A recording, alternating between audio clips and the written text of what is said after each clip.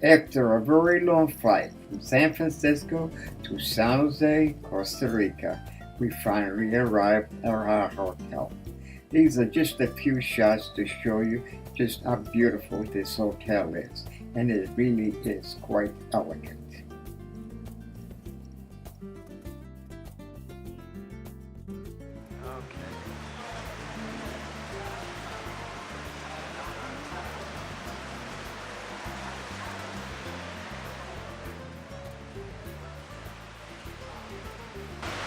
Hey, are you comfortable sitting there? Oh, this is beautiful. Absolutely. Yes. Yeah, just think though, that some poor tree had to give us light so you could sit there on that bench. Why don't you come and sit with me? Okay, I can't. I gotta hold this camera. Okay. Our first stop is the Poás volcano, which has been dormant for many, many hundreds of years, but it still is emitting some sulfuric gases. Now, as you can see over here from this sign coming up, we still got 400 meters to go before we get to the summit, which is a little over a quarter of a mile to go. But this path is rather steep, and we're getting a little bit winded while we're doing it. The climate at Poás Volcano is typically damp and several degrees cooler than in San Jose, nearby. The entire Poás Natural Park is located in a cloud forest zone. It's slightly more than a half-mile long and takes 30 minutes to hike. The trail can be muddy at times. Along the trail, you will see orchids, ferns, and tropical hummingbirds. Cloud forests are like rainforests, except with less rain and more humidity. We're now coming up to the summit, and pretty soon you're going to see what we hiked all the way up here for, just to see. And today has been a beautiful day, and I think we're going to get a real good view. Elevation at the summit of Poás Volcano is 8,871 feet, and the sulfur gases produced from the crater could cause a problem for people who have breathing difficulties. Due to the cloud cover, the humidity, and sulfur fumes, the crater at Poás Volcano is not always visible. Cloud conditions can change hour by hour, and it's not possible to forecast the visibility in advance. The probability that the volcano will be visible is 30% and is best seen in the morning. Today we really lucked out. There isn't a cloud in the sky and it's perfectly clear. And that white you see is water, full of minerals that come out of the ground, which gives it that white look. It is also very, very windy and quite cool. On our way down from the volcano, I came across these flowers, which I thought were quite pretty. So I stopped and I took a picture of it. Our next stop is going to be at a very interesting coffee plantation.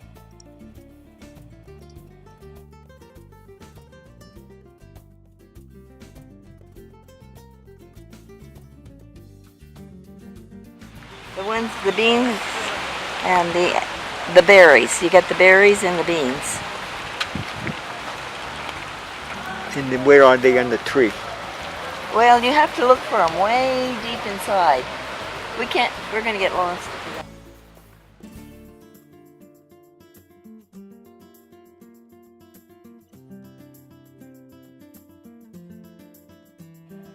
This ox wagon is set up to show you how they used to bring the coffee beans back into the mill. The coffee beans are dumped into this hopper. The hopper is then wheeled over and topped over the middle of the vat, and the coffee beans are distributed equally into the water. After the coffee beans are thoroughly washed, they're moved into this station too, where they're put into this very interesting machine, which takes the shell off the outside of the bean and also separates them into the sizes, because coffee beans come in 3 different sizes. After the coffee beans are sized and shelled, they're moved into these vats you see here, where they're let stay for about a couple of days for the water to drain off before they go out to the drying fields. This is the drying field because they found that sunlight is the best way to dry coffee beans. It's the most economical and easiest way to do it. Wait a minute. Hold a second. Pat's holding some dried beans in the hand just to show you how small they really are. Inside, they also have this very interesting machine, which you see is in operation. All these belts do is rotate this big, huge, round cylinder that you see coming up now. This is what they use for their premium quality coffee beans. They're put into this drum to dry so they can control the atmospheric temperature and pressures to get the best result out of it. I mean, after all, they're getting top dollar for this coffee, so they got to treat it extra good.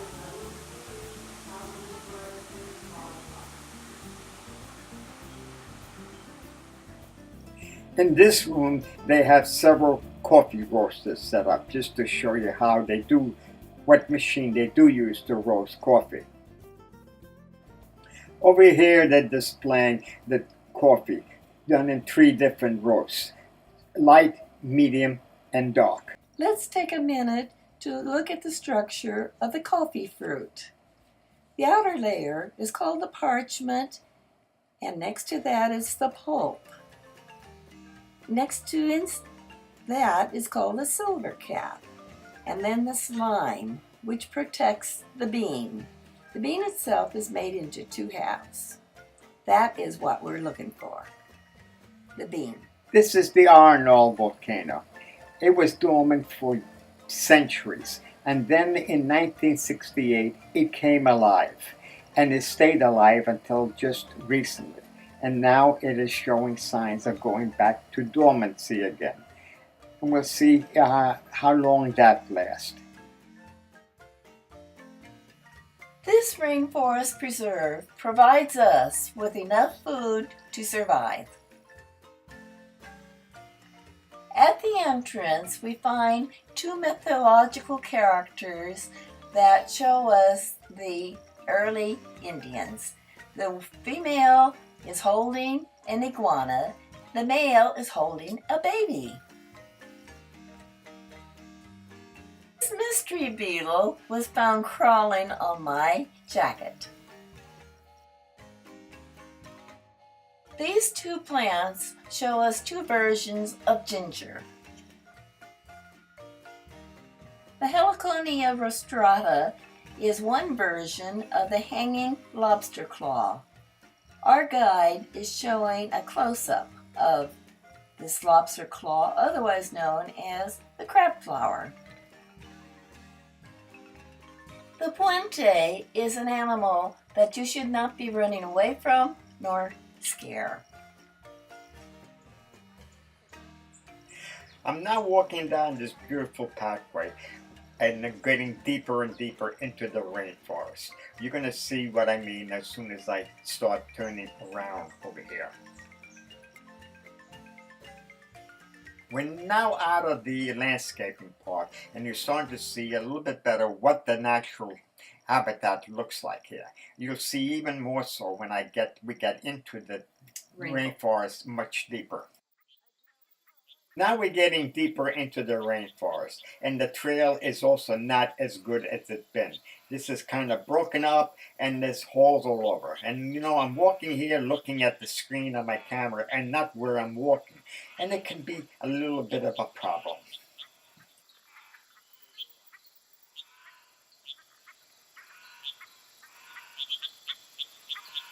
As you can see, we're getting deeper and deeper into the rainforest.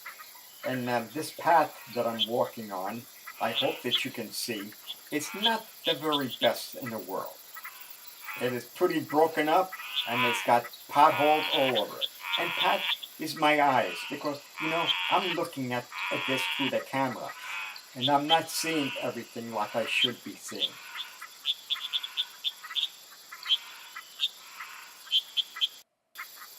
You know, there is a lot of noise in this forest after all. You can hear the birds in the distance, and you can't see them, but they're there.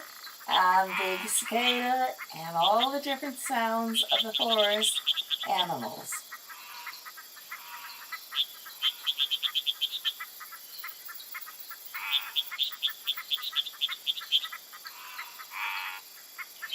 Hey, Pat, you know, you're supposed to be looking out for me. You didn't tell me that thing about those tree roots that I was going to trip over. Oh dear, I'm so sorry.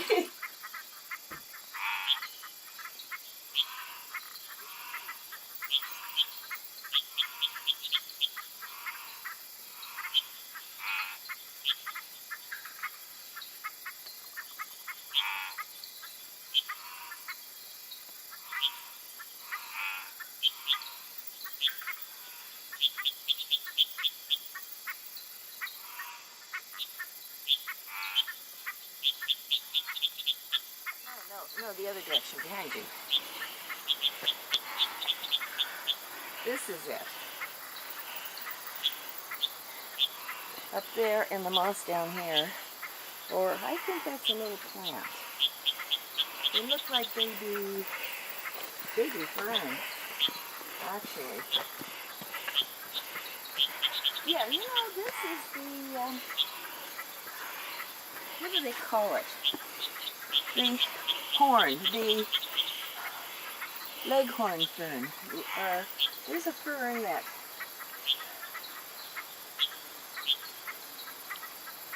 I hope that's not poison oak. You'll find out in a while. We're now on the hanging suspension bridge, and I'm going out here ahead to first, and before I turn around and face Pat, and she's going to show you what she was doing.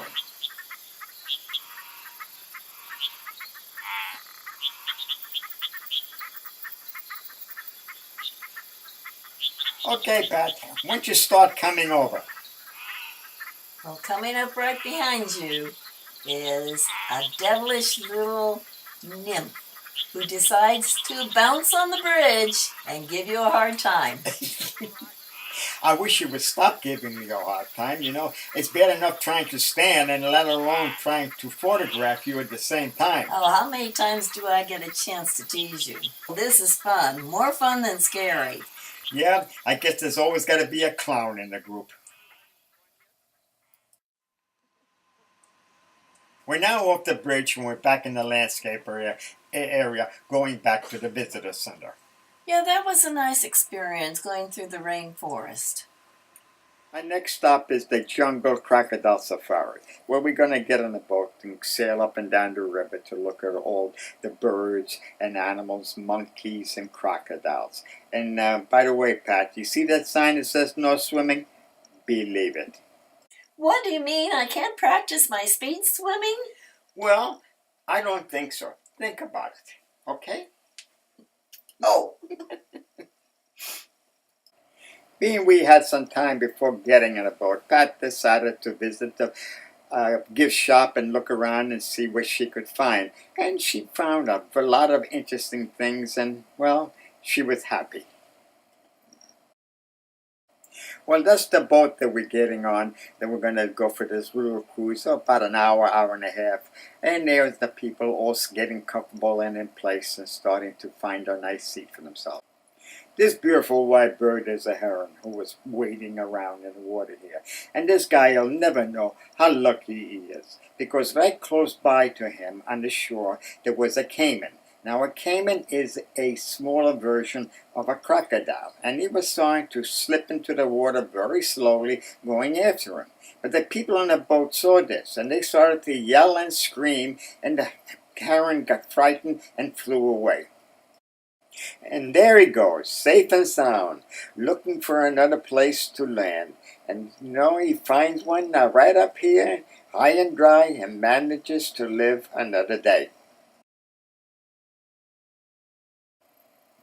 Now, folks, this is not a rock. If you look closely, you'll see that this is a crocodile. Up in the front, there's his nose, his eyes a little further back, and then the rest of his body goes underwater and it's submerged. Our guide said, by the looks of the size of the head, he estimated this croc is between 14 and 16 feet long. So why are we getting so close to it? Well, I'll tell you why. Because on a boat, there's only about 5 of us that have a large telephoto lens on our cameras. The rest of the people have pocket cameras, iPhones, iPads, and they have to get up close to see a picture. So the captain kind of got in nice and close to satisfy these people so they could all take the pictures they wanted. I just hope this thing doesn't decide to attack the boat while we're here. Our first selection is a boat-billed heron. This creature is a bright green crested iguana. This bird is a little blue heron. This black bird is a groove-billed anitijo. And this little bird is a blue-gray tanager.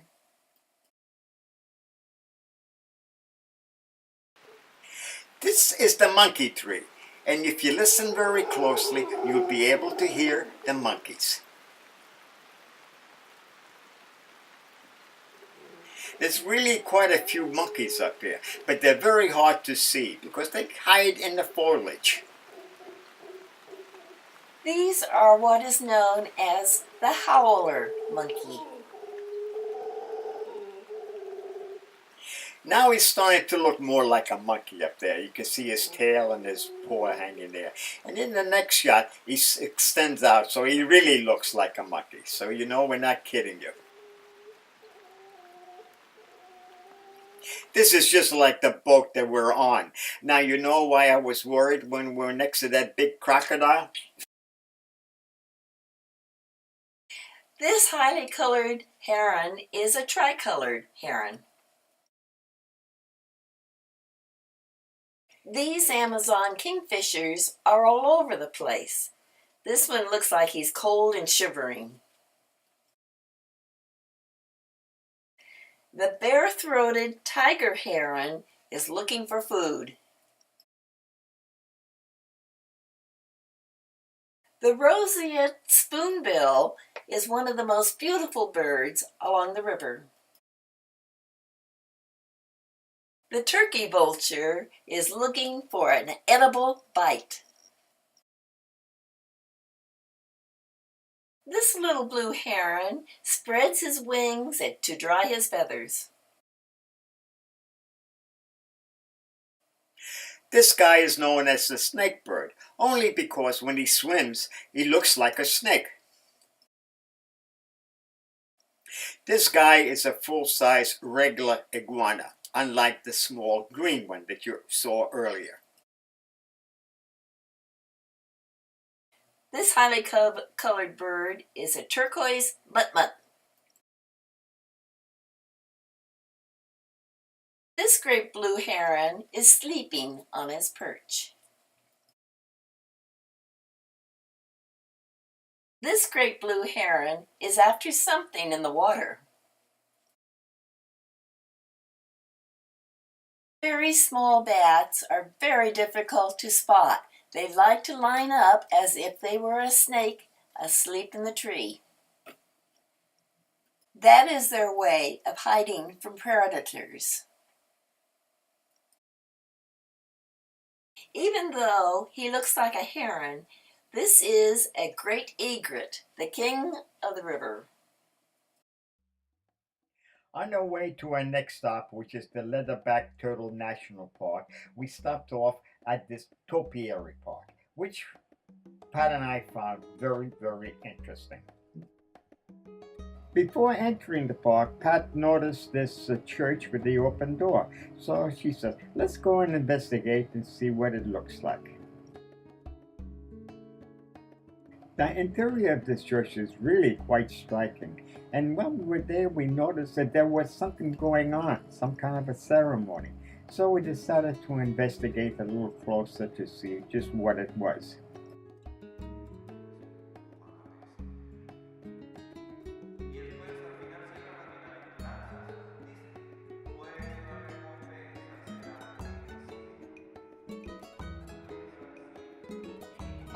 I see this is a wedding taking place during a Sunday Mass. And the priest at this point is blessing the couple and giving them a sermon. Now that we're outside, we're in front of a whole row of evergreens cut in the form of arches.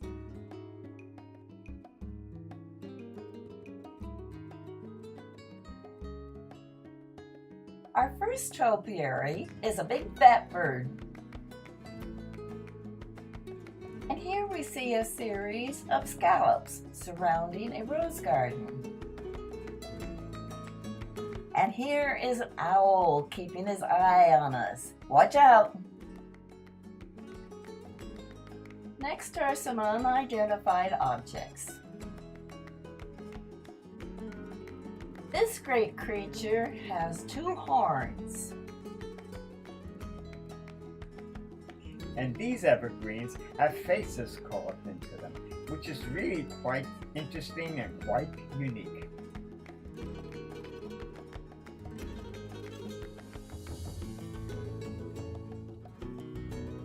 This was a very fun experience, just walking through the garden to see all the various shapes and sizes. Our next stop is at the Leatherback Turtle Beach, which is a beautiful beach, and this is where the turtles come back every year and lay eggs for the next generation. But of course there are problems. So they have set up here a little hatchery. So we're going to see this gal who's going to explain to us what is taking place and what they're doing. This is the hatchery, and this lady was explaining to us what they're doing down here in the way of an experiment. And unfortunately, she went on for about 10 to 15 minutes. So I'm not going to bore you with her description because it is recorded. I'm just going to give you a quick rundown of what she said.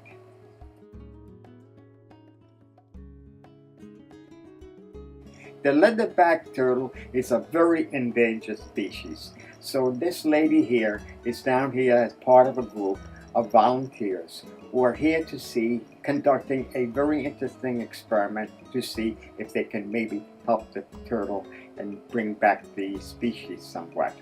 What has happened is that when the turtles lay the eggs and the temperature in the area here has risen, the beating sun on the beach kills the eggs because they only can survive up to a certain temperature. So what they do is they go out in the morning, and after the turtles lay their eggs in the night, and they gather them all up and bring them here to this hatchery and put them in these little boxes that you see here. Here's a close-up of this box. It's really a very simple device. It's just a square box with holes on the side covered with this green material and all 4 sides plus the top.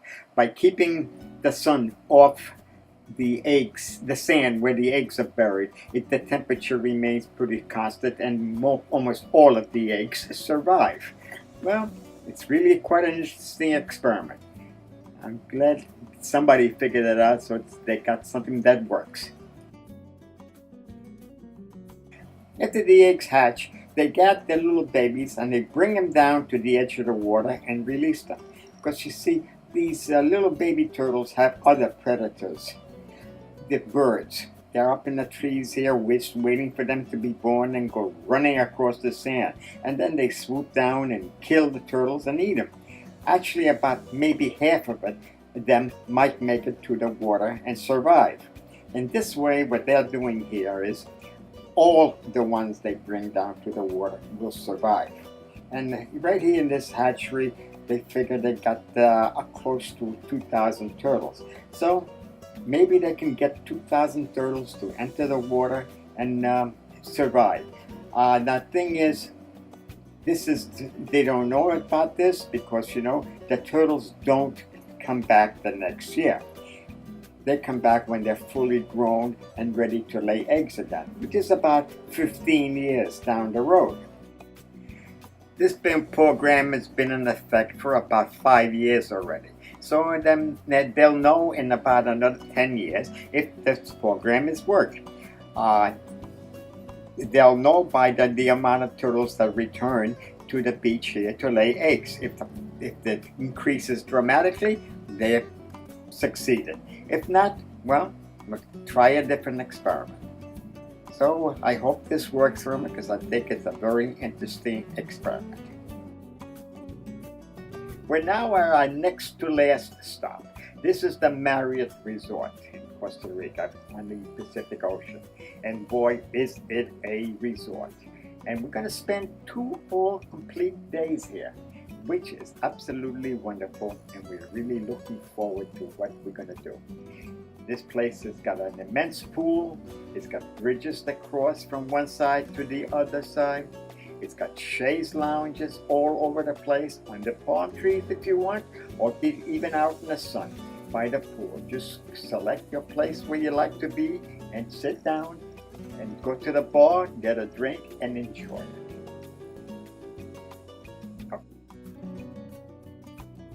One of the first things I had to do was cross this bridge on my way to the beach, the Pacific Ocean. And there is the Pacific Ocean with its waves coming gently into shore. These lawn chairs on the beach look very inviting, and how much fun it would be just to lie there and admire the blue Pacific Ocean. This hotel is built on a hill, so when you come in from street level and you come into the back of the hotel, you're actually on the 3rd floor. And with a beautiful view of the pool. Well, the birds also like this view up here. So they sit up here in the rail and admire the scenery. From the same balcony at night, this is the view that we get. The pool all lit up. And boy, this is really quite a view to look at night. It looks so exciting and inviting. I want to run, jump into my swimming suit, and go for a swim and explore all the nooks and crannies of the pool.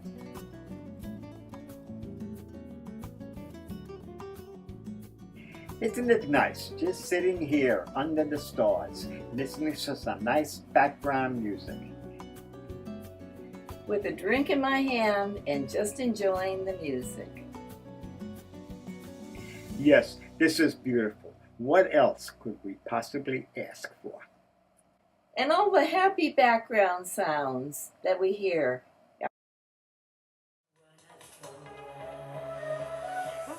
And this is some of the entertainment that they supply for us. Tell me, Pat, what do you think of this lady? Well, I've heard a lot better. Yeah, that's true. But it's for free. What do you want? True, that's true. And it's local.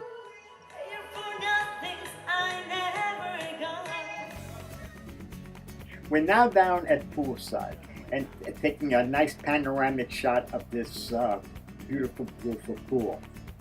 And can you see the palm trees waving gently in the breeze? Yes, I can.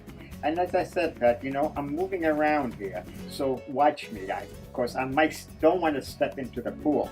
And what shall I do? Jump in after you? Well, it might be an idea.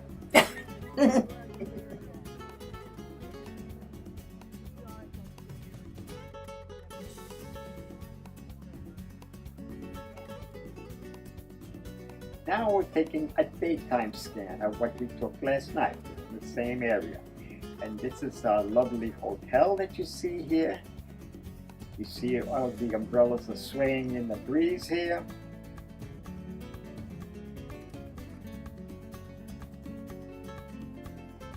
And from here we're going to be going down to the end of the pool just before the ocean.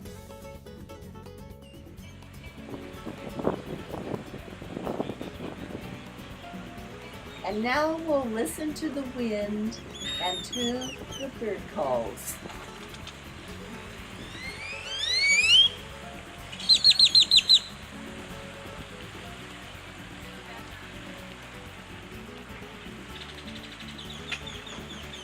We're now at our final stop, San Baba Hotel.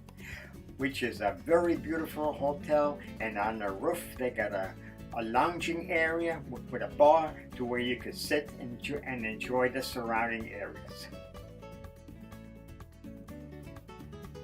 From the roof, you can look down onto the pool area. And as you can see, they are very, very nice and very beautiful.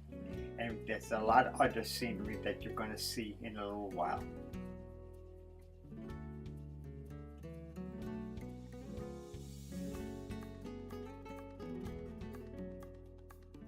From the rooftop, we see something very interesting. This iguana decided to climb up on a tree branch over here and sun himself and enjoy the scenery. You'll see more of him in a little while.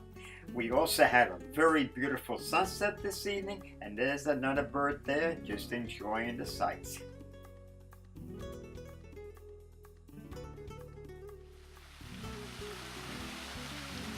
The sound of the waterfall downstairs by the pool invites us down.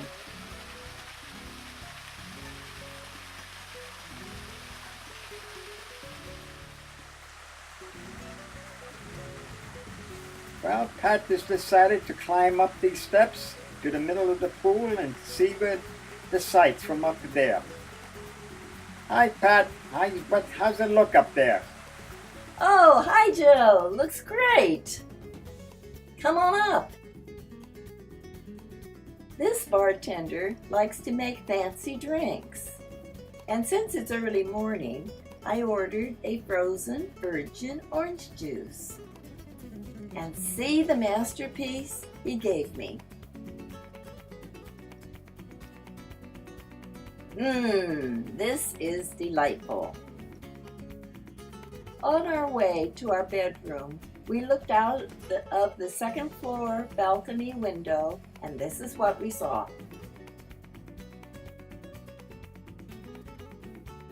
Down on the driveway in front of the hotel is the iguana that you saw earlier from the roof.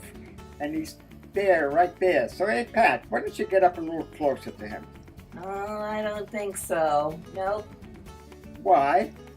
Because he might. I don't want him attacking me. Come on, move so we know you're alive. Hey, Pat, look at that. This guy takes orders very, very nicely. Yeah, I asked him to eat, and he's doing it.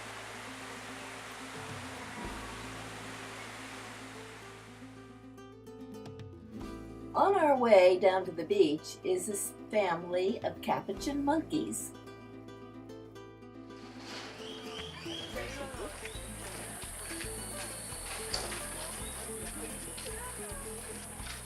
Hey, turn around. I want to see what you look like in the front. There you go. Come on. Come on, turn around. Come on.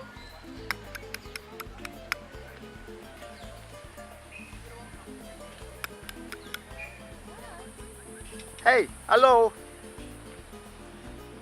Come on, get out from behind the leaves. The iguana took a lot better orders than what you are. Well, you have one up It's nice and big over here. Hello.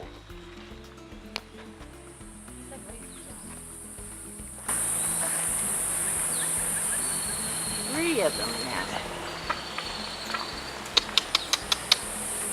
Right out in the open. There you go. And they look like monkeys who are stretching. And you can see them. Hello. Here's another one, a fourth one coming.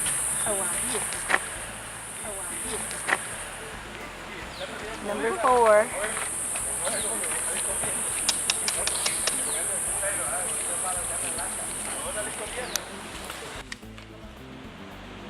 Oh, the glorious Pacific Ocean. Look at it. Yeah, that is really quite a sight. Watching the surf come in, crashing against rocks.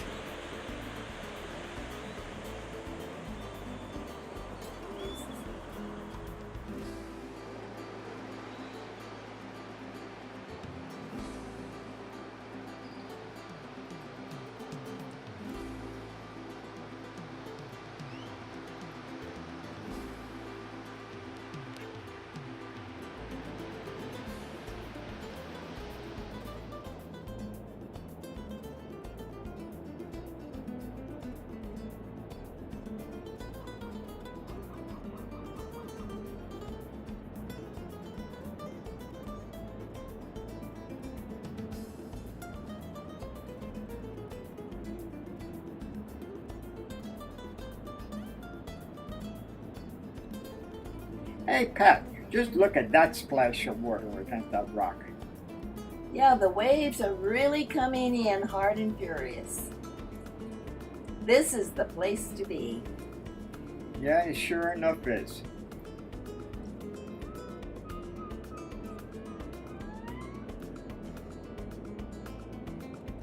And this is the playground of all the beach activities. If we had known about this earlier, we could have came down here and gone for a parachute ride. What do you think of that? Well, I'm not sure about that. A short distance from our hotel is a very interesting little butterfly garden. And on our way to the garden, we pass these flowers, which you see here, which you've seen before. And it's really quite a nice little walk to the garden. Unfortunately, we're here a little too soon for the butterflies because they are still in the chrysalis stage, which is their cocoon. And here are the chrysalises all lined up in the nursery, waiting to be hatched in about a month or so.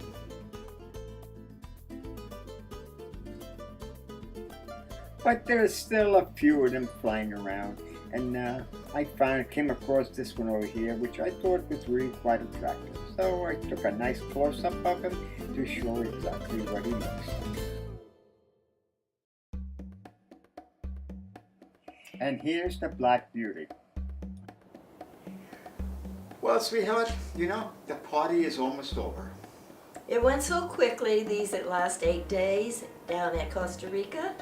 That's why, the reason why is because we enjoyed ourselves. We certainly did. And just to think back on the most spectacular things of this trip, the first of which was the Poas Volcano. Which is located pretty close to San Jose, Costa Rica.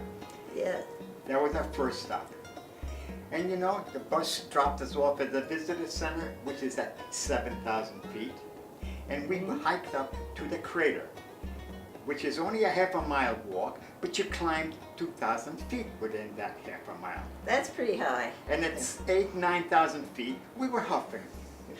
Yes, at that altitude, absolutely. Yes, but it was well worth it when we got up there. Yes, it was. And when we got up there, here is this crater looking at us in all its glory. Yes, and you know, even though this crater went dormant well over 100 years ago, it's still emitting sulfuric acid fumes. Yes, and there was a sign there that was very interesting. And it said, yes, don't spend more than 20 minutes here for the simple reason, if you have any respiratory problems, it could affect you. So therefore, we found we didn't want to stay there very long ourselves. So we went down. Yes, and our next trip, the next day, was also very exciting because we were right at the base of the Arenal volcano. Which is still active. It came alive in 1968 from its dormancy, but right now it's showing signs that it's going to go back into dormancy again. Well, the whole night long we slept right under that Arenal volcano as it continued to smoke and steam away. Did that worry you? Yes, it did. It was exciting hey. to sleep that close to an active volcano. That hotel was there, it's been there for about 40 years and nothing ever happened to it. Even so, you never know what a volcano is going to do. Well, that's it, the excitement of it. That's true. So therefore, the following day, we had another exciting trip, river trip this time. Yeah, that was the crocodile jungle safari. And we were right up close to this very large crocodile. Yeah, crocodile. Yeah, I wanted to say alligator. No, crocodile. Crocodile. Yeah. And he slept the whole time, He was fortunately. dormant, and whatever he was doing there, it didn't bother us at all. And fortunately, yes, because you know, they estimated this guy being about 16 foot long and he weighed a couple of thousand pounds. How many people get up close to something that size? And you know, if he had attacked this boat, he would have rocked us pretty damn good. And guess what? Some of us probably would have gone over the side of the boat. Yes, right into his mouth, possibly. Well, anyway, but it all went very nicely. It really did. It was quite an experience. And so our last trip that we want to discuss is the Pacific Ocean. Yeah, which is right here in front of the Pacific Ocean, which is absolutely lovely, lovely view. It certainly is, and it's a nice time for us to say goodbye. So, Yeah. therefore, Well, we better say goodbye because in a couple of hours we're going to go to our farewell dinner, and then tomorrow we fly out. that's true. So anyway, we will Say, okay, people, we'll see you in the next video. goodbye. Bye.